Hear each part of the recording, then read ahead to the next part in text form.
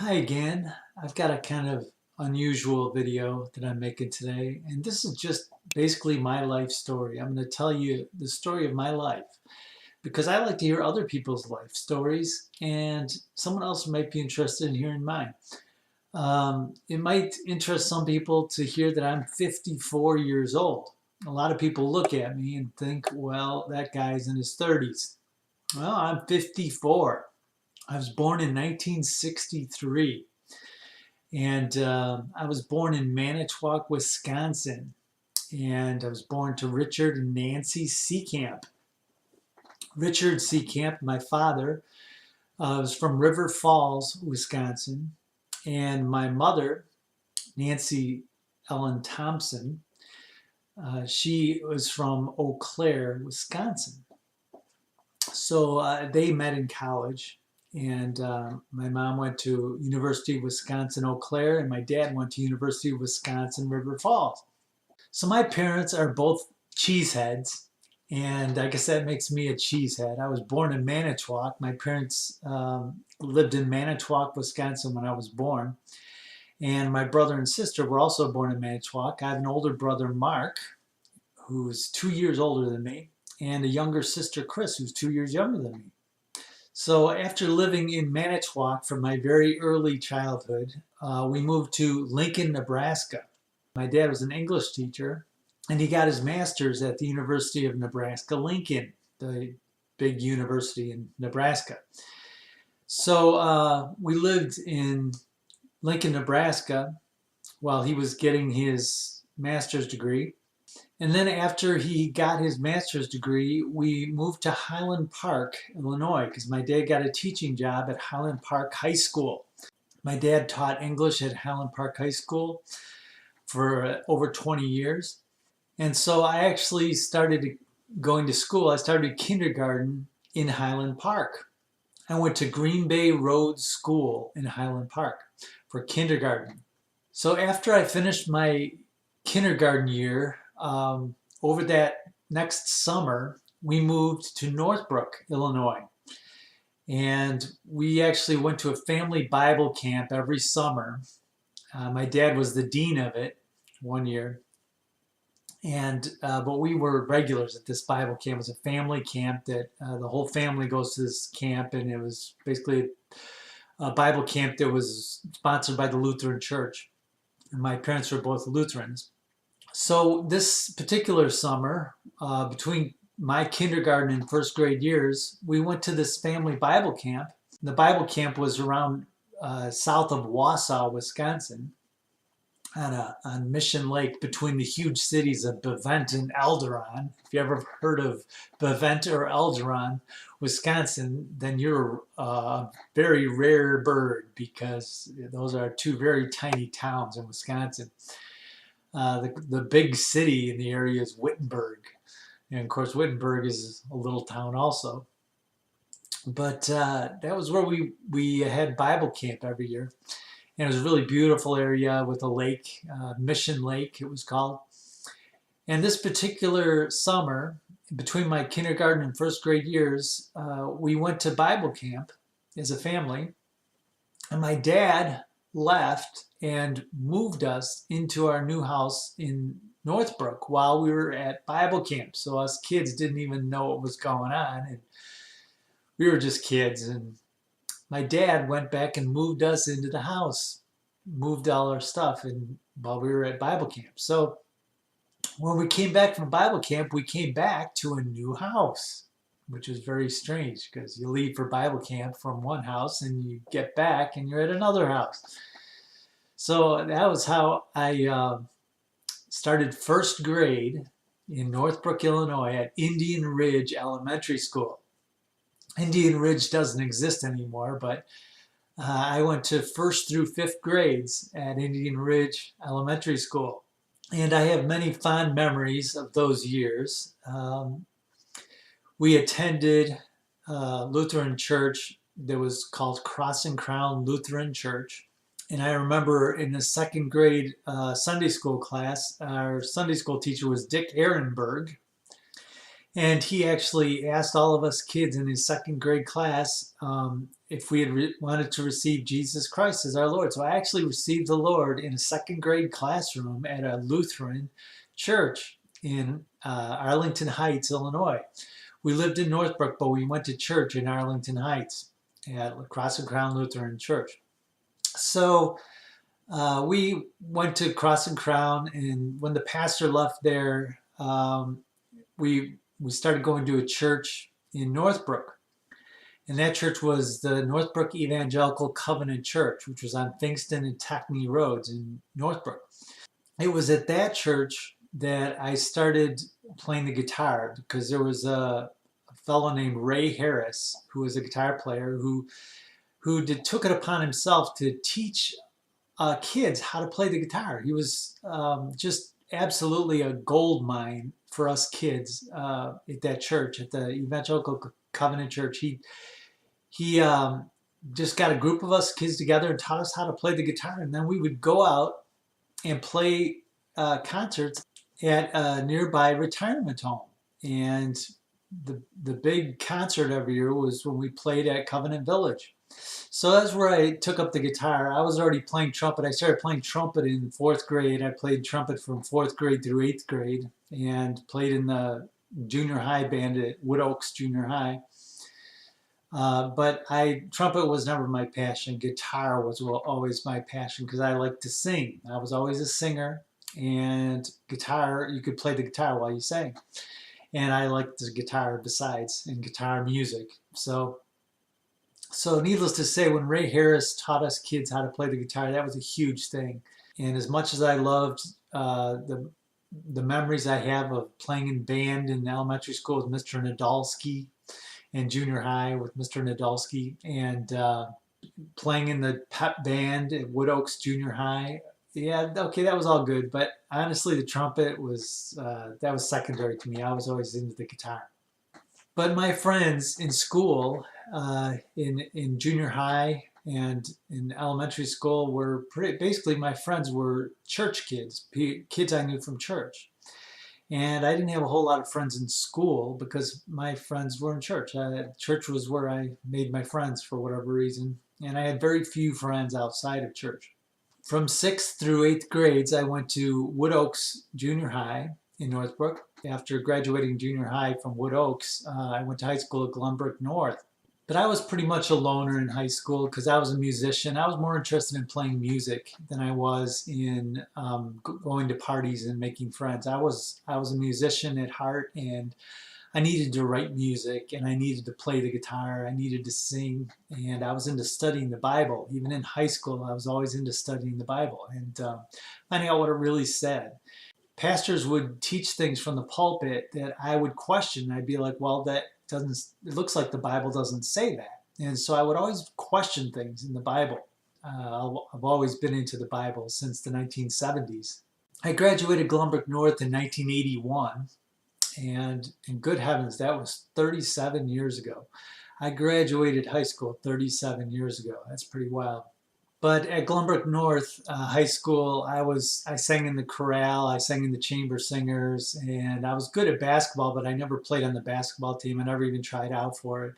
I played some intramurals here and there, and played with friends, but I was a good basketball player because I was tall and I had long arms and I could shoot pretty well. But I never played on a team because I worked after school. In high school, I would go to school, and then I'd have early release, and I'd get off early so I could go to work. And I worked at Wisjani Ulster Consulting Engineers in Northbrook, which was on Fingston Road.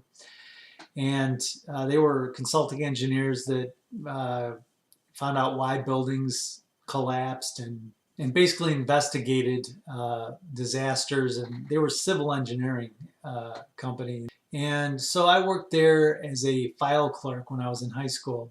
I wrote a good number of songs before I ever graduated high school. But after I graduated high school is when I really started writing songs at a rapid pace.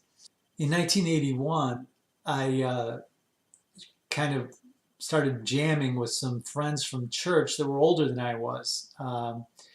Who were musicians, a guitarist and a keyboard player, John Michelli, a guitarist, Rich Schupner, and we would play Moody Blues songs and some original songs, Christian music songs, and we were starting a band up in 1981, and we basically were starting to progress and get more into our music and more developed in our music when I had to go off to college. I didn't want to go to college. I was not interested in any particular subject besides music. So I had applied to a couple colleges because my parents wanted me to go to college. And because they insisted that I go, I ended up going to college. But I went to Midland Lutheran College in Nebraska, in Fremont, Nebraska, which is just west of Omaha, and a tiny town like 23,000, I think it was, or maybe a little more than that. And it was just a little college town in Nebraska. And it was kind of a culture shock going from Northbrook, Illinois, which is a rather upscale, rich community when I left it. And then going to Fremont, Nebraska was just a little hick town, and everyone was very friendly. Everyone knew each other. And in Northbrook, you could walk the streets and no one would say a word to you. And you could walk through stores and no one would ever say hi or even acknowledge you. But I went to college at Midland Lutheran College, and I remember the first day I was there, after my parents drove me to the college and were dropping me off, and I remember eating at a restaurant and having people I didn't know who they were or anything. They walked right up to our table and introduced themselves and said, "Oh, I suppose you're going to the college." And it was like a culture shock. It was so friendly. It was so nice. It was just a great experience as far as experiencing a small town. So I don't regret going to college because it was a good experience for me living on my own for a while and getting to know what a small town is like. And small town life was very nice. And I liked living in the dorms at Midland Lutheran College. It was a good experience and everything. But honestly, I didn't want to be in college. So I went as a music major thinking that I could study music. And really, it was about music education. And it wasn't anything like the music I wanted to study. I had already learned music theory in high school because I took music theory when I was at Glenbrook North High School, and I already was curious enough that I already knew a lot of music theory, and I had played the trumpet and played the flute starting in junior year of high school. Or sophomore year of high school, I started playing the flute. And so I knew how to read notes and all that. I knew how to write notes. I had notated songs and written out music before, and I knew all about music and all that. So the music theory, there wasn't a whole lot more to learn in college about music theory. So, out of my own curiosity and everything, I had already learned almost everything I needed to know about music. So I basically ended up not interested in school, and I cut a lot of music classes to write music, to stay in my dorm room and write music and play the guitar. And because that's what I like to do, is to write songs and play guitar and get better at the guitar. And that's what I was all about when I was in college. And after the first semester, I had terrible grades because I was skipping classes and I wasn't interested at all in the music classes with the way they had their music structure with that school. It was very traditional music, and I was into rock, and it was the music history was boring beyond belief, and everything about that music education was I just hated it. So after the first semester, I was put on academic probation because I had skipped so many classes and just had not done well in any of my music classes. I took a few different music classes, and I ended up hating all of them. So I ended up second semester switching to being an English major because I realized I didn't want to study music the way they were doing it at this college.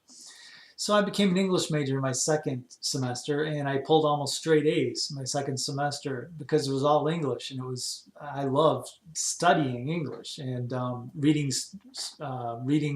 literature. I took some literature classes, and basically, and math classes. I love math, and so I took some math classes, and I loved that kind of stuff. I was into math and English. Math and English were always things that I loved, and I always hated science and foreign languages. I never could stand studying foreign languages, and I just never liked science or history. History, for some reason in school, I didn't like history, but after I got out of school, I got a lot more interested in history. At any rate, I was mainly into English and math, so I did much better my second semester in college. But after that, I realized I wasn't going to do anything with that education, that the English classes and math class, that wasn't going to do anything for me. I wasn't going to be an English teacher. I wasn't going to be a math teacher. I didn't want to be a teacher. So I basically convinced my parents to let me stay at home and work. And it turned out my mom's company, Quill Corporation, she worked at a company called Quill Corporation in the advertising department. And it turned out they needed a mail clerk. So I applied as a mail clerk when I got back from college in 1982. And I worked at Quill Corporation until the end of 1982. But towards the end of 1982, I ran into someone I used to work with at Wiz Janney Elsner in Northbrook.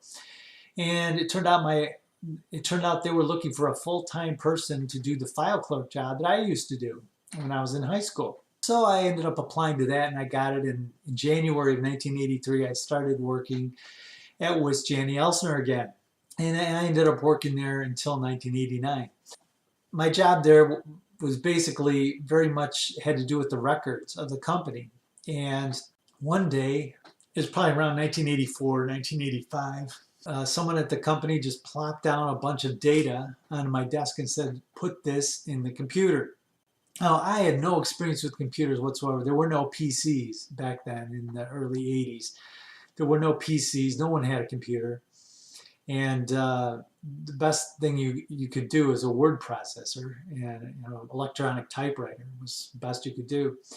Well, we had a big mainframe computer at Wiz Janney Elsner, and they wanted to put some stuff in the computer, and they thought, well, I was the person to do it. So they plopped it down and said, here, basically put this in the computer. And so it gave me a very rough outline of how to do that. Just, basically how to enter the data into the computer and save the file. So I started doing that, and I was just very curious about computers. I mean, I had never known anything about computers, but I'm into math. I love math and I love logic.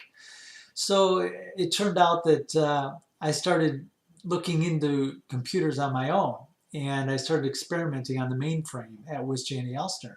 And I ended up writing a couple programs to store all the records and the job data for the company. And I ended up doing a bunch of stuff that I wasn't originally hired to do because I was so interested in a computer. And so I ended up teaching myself how to program. At first it was on a very basic level, just using the basic VM language, which is what the mainframe had. It was a prime mainframe computer. So I started researching on my own, and I ended up getting heavily into computers. And of course, as you probably all know, I'm a computer programmer, and I've been a programmer at the same software company for the last 27 years. But after I got out of high school and I came back from college, when I came back from college, at first I started attending the Cross and Crown Lutheran Church with my parents again, but it just wasn't my cup of tea. So I basically ended up looking around at different churches that I wanted to go to, and I started attending the United Methodist Church in Northbrook on the corner of Sanders and Dundee. I ended up going there for a while, and there was a wonderful pastor there named Pastor Reed, and he was just an outstanding pastor as far as showing people the love of God and making the love of God a priority. So even though I considered a lot of things at that church unbiblical now, there was a lot of really good things that came out of going to that church. And it was during the time I was going to that church that I started going to a charismatic church called Faith New Testament in Arlington Heights. And Faith New Testament, back in those 1980s, early 1980s, it was a very cutting edge kind of worship very modern compared to what worship was at most of the churches were in the 1970s and early 80s. There was most churches were still very traditional and sang hymns. Well, Faith New Testament was they had guitarists up there leading worship, um, and they played modern songs, and they wrote their own songs in many cases, and it was just it was right up my alley. So the pastor was Joe Manahan, and I loved that church. Back in the early 80s, that was where I started going steadily. And Faith New Testament was charismatic, and there was speaking in tongues and prophecy, and so in the early 80s, I was exposed to a lot of the spiritual gifts. And I ended up getting baptized in the Holy Spirit myself in 1983. And I got baptized in water too, because even though I had been baptized as a baby, I wanted to get baptized as my own choice, by my own free will. I wanted to get baptized because I wanted to do it, as an outward showing of what happened to me inwardly when I got saved in that second grade classroom in the Lutheran church when I received Jesus. And that's when I got saved. But I got baptized in water at Faith New Testament, and I came up out of the water speaking in tongues. A strange instance where I was actually ready to speak in tongues, and I wanted to get baptized in the Holy Spirit. So it just so happened that that's when it happened. So I ended up helping play worship at the church once in a while, doing special music, sometimes at Faith New Testament, and um, those were great early years of my charismatic experience. Around 1984, I started playing music with Lisa Stolberg, who is now Lisa Weyerhaeuser, and she and I would play acoustic guitar songs together. And Tim Lewis was a good friend of mine, and Tim Lewis was a guitar player as well, and he and Lisa Stolberg and I we'd get together and jam, and we actually played a couple places like at a camp and some things like that, and just mainly worship songs as early, and some of our originals. Lisa wrote songs and I wrote songs, so we played some of each of our songs. That was back in 1984 around. Tim Lewis was someone I knew ever since elementary school, but we were never really friends. But he had become a Christian, and he and I were musically pretty compatible. So we Lisa and Tim and I played a lot of music together. Well, in 1985, I met a keyboard player named Craig Raffelli, and I was already playing music at the Faith New Testament Church with a guitarist named Jerry Seekamp and a drummer named Rene Gallegos. And we all got together and started to jam. And we we started playing songs off of my upcoming album. I had been recording an album throughout 1985. I met a guy named Rick Simmons who had a studio in his basement in Northbrook, Illinois. And I met him through Lisa Weyerhaeuser, Lisa Stolberg back then. And that was how I recorded my first album, The Secret Kingdom. It was my first recording experience, and it was a whole lot of fun. And I ended up starting this band called Channel out of Faith New Testament Church. And it was Craig Raffelli and Jerry Skiram and Rene Gallegos and I. And we played in 1985, our first concert in December of 1985, up in Milwaukee, Wisconsin, at a little coffee house. And we had very few people show up, and it was a fun experience. It's a story in itself. Then after that, we ended up playing a little more around, playing around at different places. We got an opening to play up in Minnesota. We played around the area as much as we could. We ended up getting a bass player along the line, Nick Schober, and I was playing the bass originally. I started off, I was playing guitar, but we didn't have a bass player, so Craig Raffelli was covering the bass on the keyboards. And Craig and Jerry and I all sang, and I guess I was more the lead singer, but Craig Raffelli sang the songs that he wrote, and so we all sang a little bit, and we didn't really have a bass player, so I ended up taking the bass. I ended up getting a bass and starting to play the bass in Channel, and I played bass for probably our first 3 or 4 gigs maybe more than that, I don't remember. But then we got a bass player named Nick Schober. And then I ended up leaving the band because I just wasn't happy with the way things were going, the direction things were going with the band. So I ended up leaving the band in 1986. I only lasted about 6 months, and I left it, and it kept going. The band kept going. They got a different guitarist, lead singer kind of guy who took over for me, and I ended up starting to record my second album, which is The Sword and the Stone. This is going to get to be pretty long, so I'm going to leave off right here. This is part one of my life, Jim Seekamp, my life story. So thanks for watching.